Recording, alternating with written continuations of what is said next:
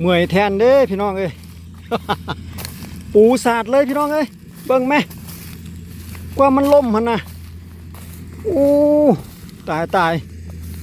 งานนี่ราคาแพงแล้วนี่นะเกี่ยวแบบนี้เนี่ยต้อง600,000ต่อ1 ไร่แล้วนี่นะเอากับป่าวีที่เดียนเล่าพี่น้องเอ้ยกับบรรยากาศรถเกี่ยวDC70รุ่นนี้เมื่อก่อนจะเป็นรถไฮใส่กระสอบแต่เดี๋ยวนี้เพิ่นติดดัดแปลงใส่อุ้มสำหรับรุ่นนี้เรามาติดตามบรรยากาศการเกี่ยวเข่าลมของคนพี่น้องเอ้ยว่าฝีไม้ลายมือการเกาะการเกี่ยวนี่จะสุดยอดบ่สังเกตเบิ่งเข่าไหมลมเนี่ยลมว่าเอาแล่นตามแล่นเชียงข้างเพิ่นก่อนพี่น้องเอ้ยมือนี่โคตรเกาะได้ง่ายอยู่ได้ล่ะสังเกตบางคือว่าเกาะได้เป็นง่ายๆงามๆอยู่ได้ใครตัวว่านาบ่มีน้ำพี่น้องเอ้ยพอซุ่มๆนี่แหละ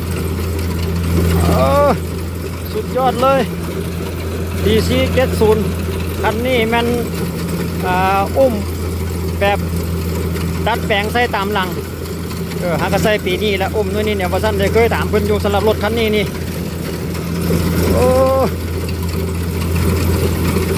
ต้องคนใจเย็นพี่น้องเอ้ยเขาลมลักษณะนี้นี่มดเลยทั้งคืนเลยแต่ว่าคนเกี่ยวมาแล้วหันซีให้รู้สึกว่าจะซีหรือ5ให้นี่แหละให้นี่เป็นให้สุดท้ายนี่เด้อุ้มของเพิ่นนะพี่น้องเพิ่นดัดแปลงใส่ทั้งหากได้เพิ่นนะเพราะว่าเคยถามราคาเพิ่นอยู่สำหรับอุ้มรุ่นนี้ละแมน150,000 บาทได้พี่น้องใส่ตามหลังเมื่อก่อนนั้นเป็นรถกระสอบดัดแปลงใส่อุ้มก็ง่ายอยู่ดอกบ่ได้ยากเมื่อก่อนนี่มันลำบากได้เนาะมันบ่มีกรรมกรต้องได้ใส่กรรมกรไปน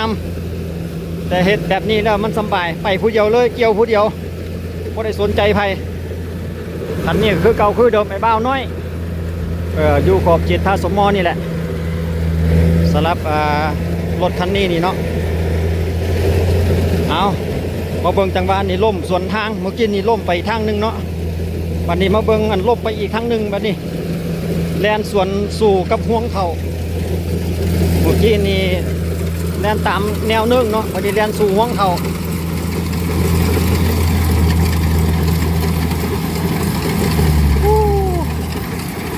มันมาได้มันแดเพิ่นก็ได้ซ่าหน่อยนึงสั่นเด้ไปไว้บ่ได้พอดีมันจะบ่ละเอียดให้เพิ่นมาสั่นนะแต่ว่าโอ้ต้องได้ตัดต่ำๆได้เนาะเพราะว่ามันเป็นเขาล่มเด้ตัดสูงหลายบ่ได้เด้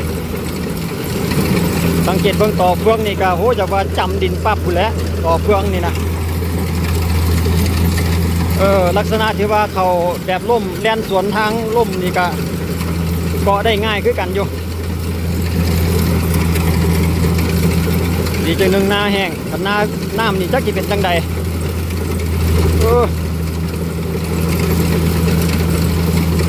รถคันนี้กับเดิมๆพี่น้องเอ้ยปากเกี่ยวกับเดิมๆบ่ได้แต่งคือว่าบ่ได้ขยายเลยเนาะรถคันนี้ก็ได้เดิมๆจากโรงงานเลยคักหลายเอาบรรยากาศตรงไงตรงหน้ามาให้ทุกท่านได้ติดตามรับชมพี่น้องเอ้ยกับป่าวีอยู่ในขอบเขตนาทงหาบเมืองไซธานีนครหลวงเวียงจันทน์เอานี่แหละเอาเบิ่งอันเฟืองออกก่อนเดี๋ยวไปเบิ่งอันแล้วตัดของเพิ่นก่อนว่าจะเกี่ยวได้งามบ่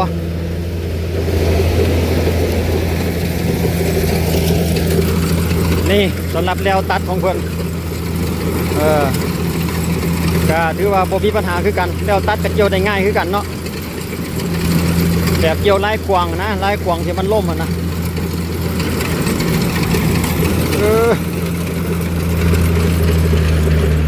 ถ้าหากว่าเดาบ่ผิดนี่พี่น้องไร่นี้จะต้องอยู่ประมาณ600,000 กีบ600,000 กีบกะถ้าหากว่าเป็นเงินไทยนี่ก็อยู่ประมาณ900 กว่าบาทพุ่นได้600,000 กีบก็ได้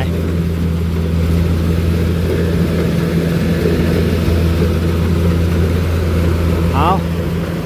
บนทางด้านหลังพื้นก้อนบาทนี่เฟืองออกสวยรูบ่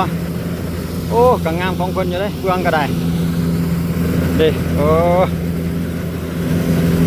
ออกเป็นระเบียบเรียบร้อยเลยโอ้ยเข้านะอีพ่ออีแม่เอ้ย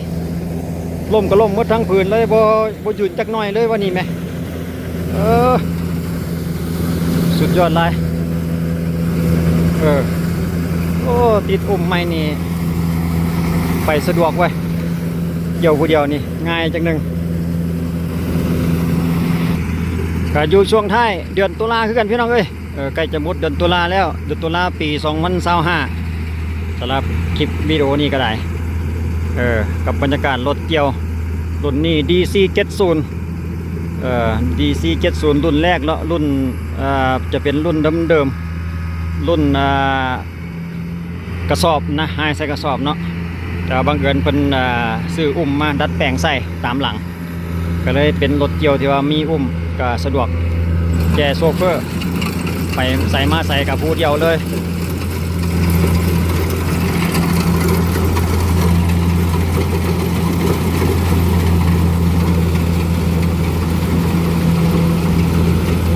ก็คือจังก้าวไปแล้วพี่น้องเอ้ยถ้าหากท่านใดสนใจราคาอยากรู้ราคาเกี่ยวของอุ้มรุ่นนี้เนาะแต่ว่าเขาก็บ่แน่ใจว่าจะเป็นรุ่นใดแต่ทีนี้มาจากฝั่งไทยบ่เห็นเป็นภาษาไทยได้เนาะอุ้มของเพิ่นก็ได้เพิ่นว่า150,000 บาทเพิ่นว่าจะเป็นรุ่นนี้แหละ700หรือใหญ่นี่แหละFG 700นวัตกรรมใหม่สุดยอดใครแต่ว่าเป็นหน้าแห้งเนาะพี่น้องเลย สังเกตเบื้องตัวรถนี่ก็อยากเก่าแน่แต่ว่าอุ้มนี่จะเป็นอุ้มใหม่เบื้องออกได้ใจดีเถอะวะ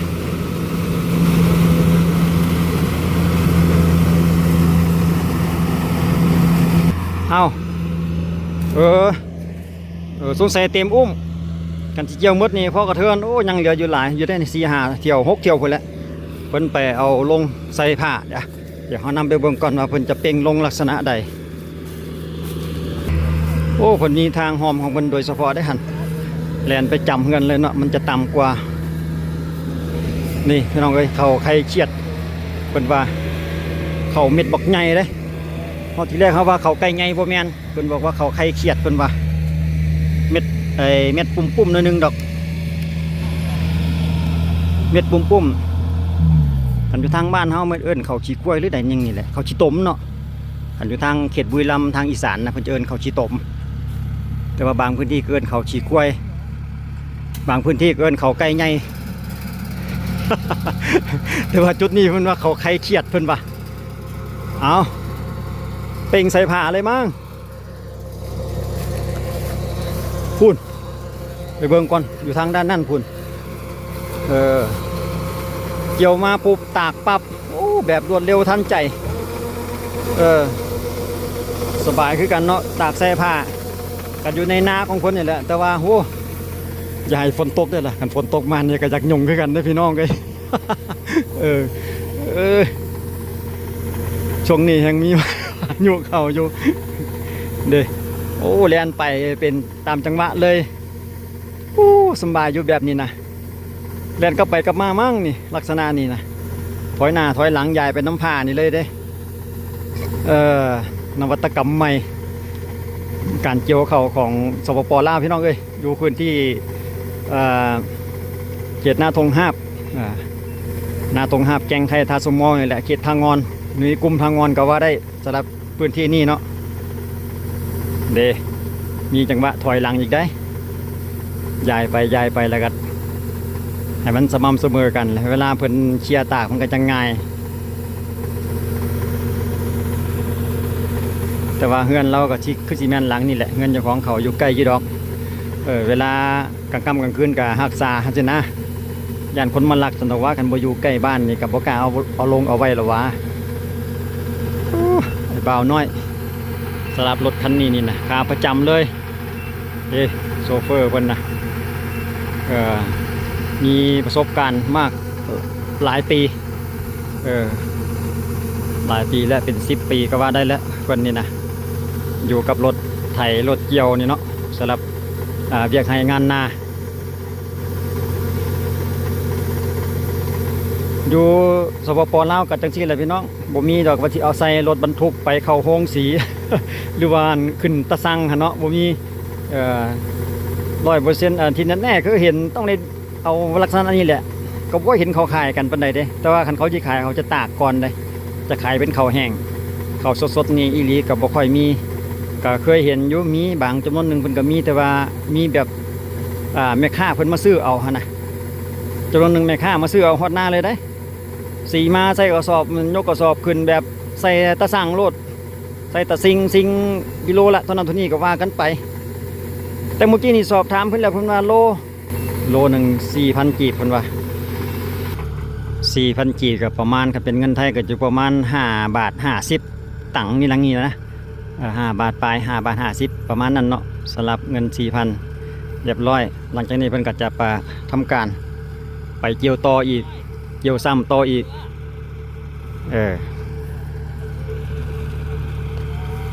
คนนี้สงสัยคนมาติดต่ออีกมั้งเดี๋ยวไปถามเพิ่นมาก่อนสงสัยมีงานต่ออีกมั้งเท่าน้อยนี่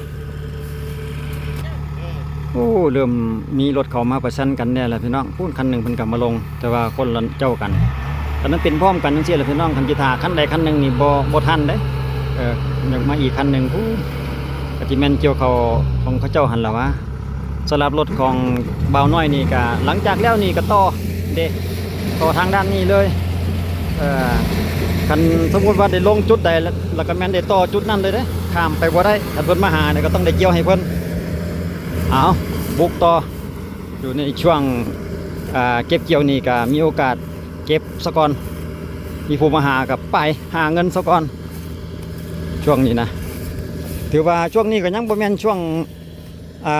กลางๆเด้ช่วงหัวฤดูแดดเนาะช่วงเดือนตุลานี่เพิ่มจังหวะข้ามคันนาเพิ่นไปเลือกข้ามอยู่บนมันต่ำๆจุดนี้แล้วมันสูงเลือกไปลงแก่พุ่นเลยตัวมันตามพุ่นว่าซั่นเด้จังปลอดภัย ก็จะมีประมาณนี้แหละพี่น้องเว้าสู่กันฟังเนาะลักษณะเขาลมแบบนี้เอามาให้ทุกท่านได้ติดตามได้รับชมได้รับรู้ราคาการเกี่ยวของ